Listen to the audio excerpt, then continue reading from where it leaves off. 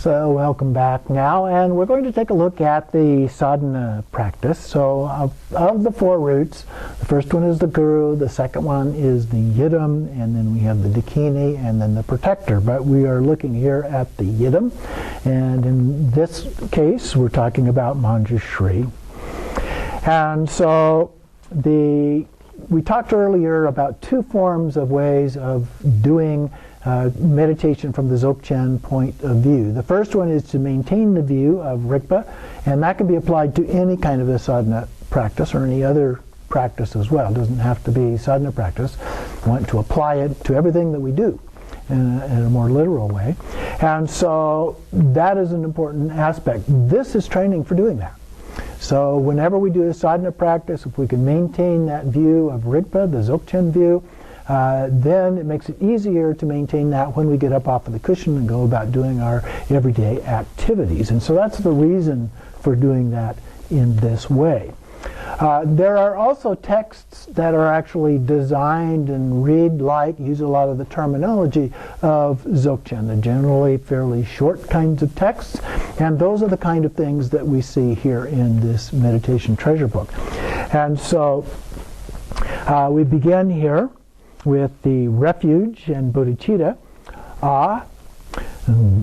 referring to the essence, to my own Buddha nature, and Buddha nature being luminous emptiness, usually symbolized as residing at the heart, is the essence of the Sagata being the Buddha, so the essence of the Buddha, our Buddha nature.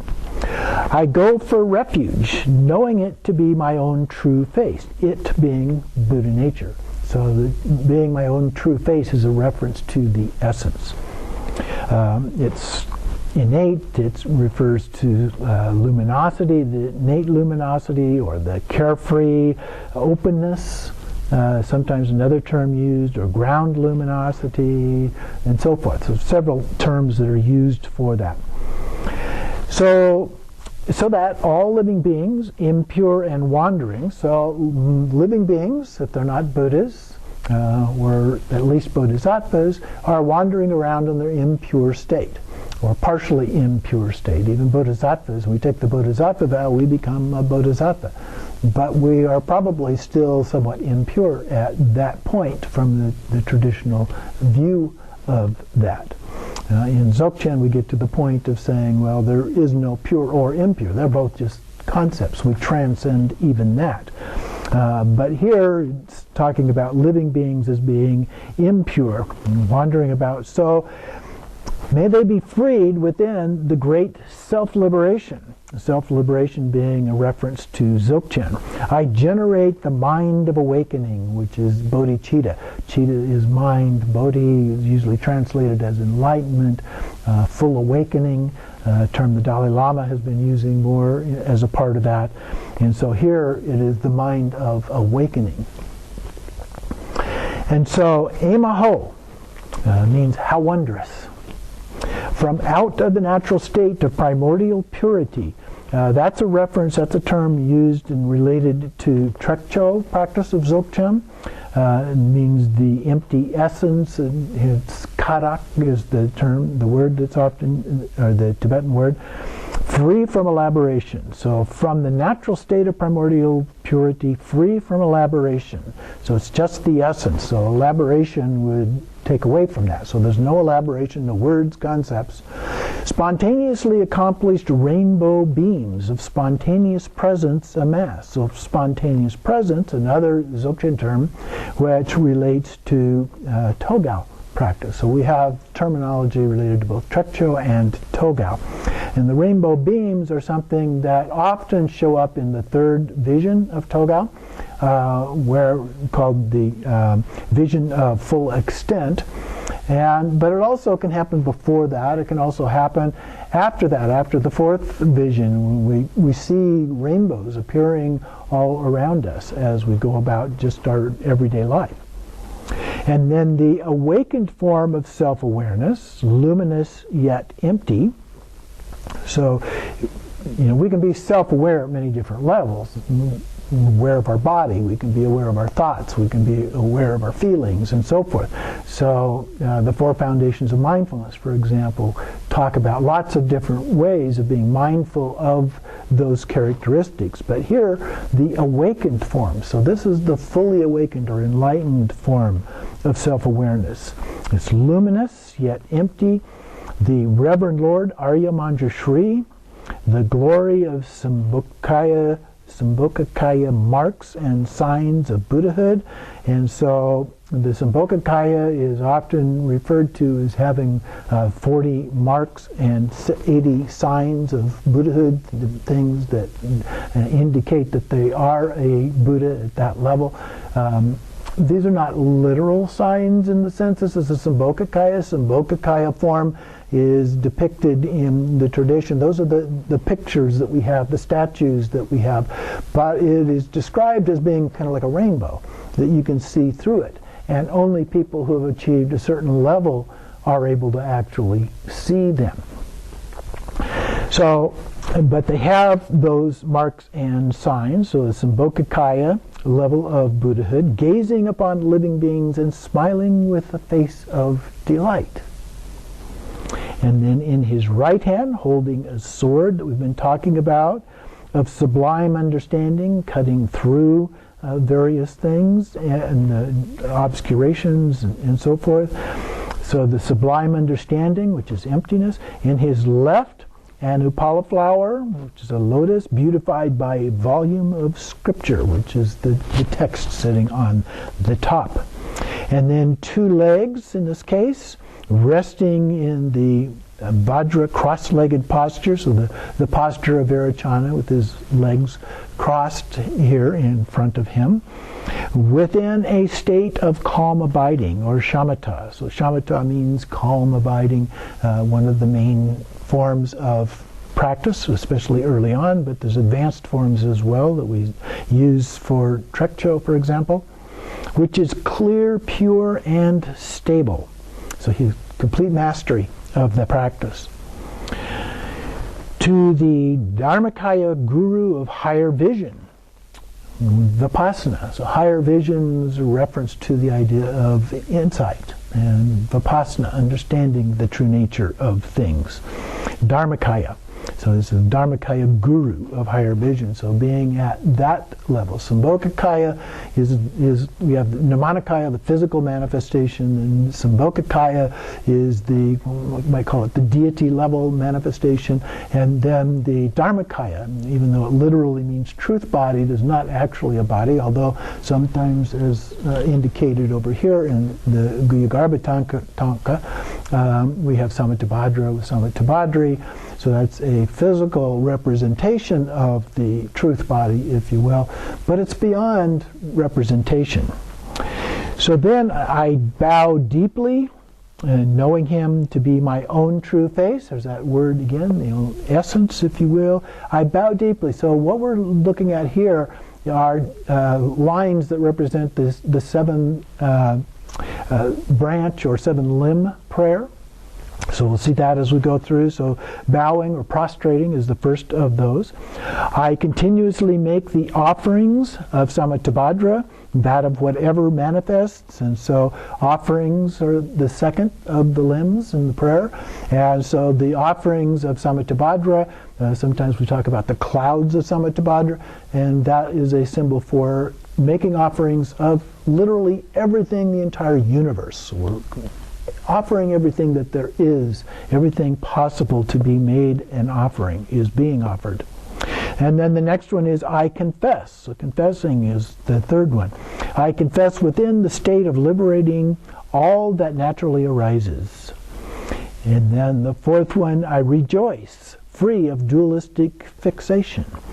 So we rejoice at all the good things associated with the teachings and with the process and the result of enlightenment. I request that you turn the wheel, the Dharma wheel, whose 3 spheres are unborn. The spheres are body, speech, and mind. They're unborn because it's a Buddha The Buddha is not born. The Buddha exists in a primordial sense. So this is Vajra body, Vajra speech, Vajra mind. It's all said to be primordial, have always existed, so that's not born. And so we're asking them to turn the wheel of Dharma, to continue to teach. And then I implore you to abide unchanging throughout the 4 times. The 4 times being past, present, future, and time beyond time, another Dzogchen concept. So usually we don't use the word implore so often in the 7-limb prayer, but we beseech them to abide and continue on. And then finally, please illuminate the apparent existence of the fields of the victorious ones. So this would be the pure view, the apparent existence, the things that we see, but what we're asking for is to help us understand the true nature of those things. So yes, they are appearances as other, and we talked about a little while ago, but in fact they are self. They are our experiences. We're projecting them as being out there, but the reality is the experience is in and a part of self. And so we're asking them to turn the wheel of Dharma so that we can maintain that. And then we move on to the activities of the Buddha. The uncontaminated mass of virtue from pacifying, increasing, magnetizing, and subduing. So those 4 activities of the Buddha. So they pacify the various forms of obscurations that we have. They help bring peace to that. They increase by helping provide us with what we need in order to continue our practice, to continue to develop. They magnetize by bringing together resources that are helpful to us in the process and subduing the most wrathful forms of things that interfere with our ability. So those are the kind of things that the Buddhas do in addition to teaching. Supreme and common, I dedicate to all living beings. So these supreme teachings, the supreme beings that we are asking them to dedicate their lives, their abilities, their skills, all these activities to the helping living beings. Not just human beings, but all living beings. Usually we use the term sentient beings. In English language, the word sentient refers to things that have senses, seeing, hearing, smelling, tasting, touching. But in Buddhism, it's a slightly different word. It refers to beings that can experience happiness or suffering.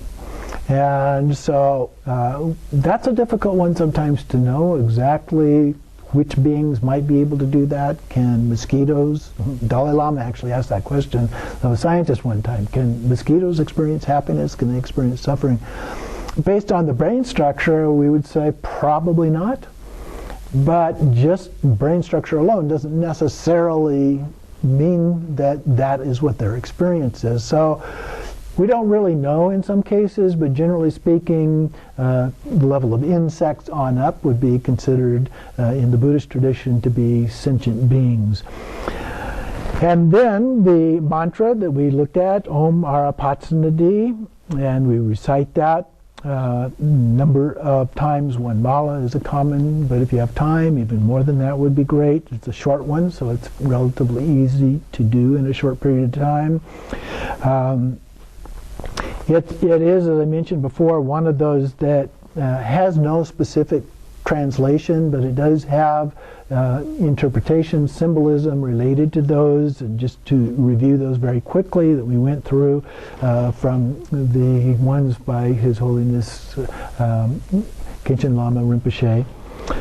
Om refers to the Buddhas, their wisdoms, and an openness, and Ah to the essence, Ra to understanding emptiness, being free of defilements.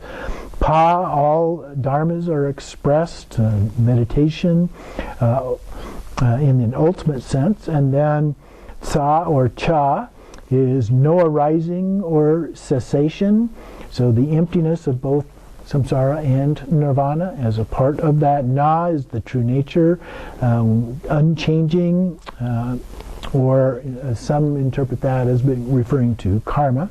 And then D is the prayer or understanding or reflection associated with that. So the meanings vary a little bit from one source to another. And then, as we mentioned, there are two mantras here. So that was the mantra of Manjushri, but at the top, next page, we have Tam Saraswati Jana Ri Dza. And so this is the mantra of Saraswati. And so he is, or she is, as we mentioned before, at least in some traditions, considered to be his consort, as Manjushri's consort. And so Tam is the seed syllable of Tara, and then Saraswati is the goddess of knowledge, music, art, wisdom, and learning.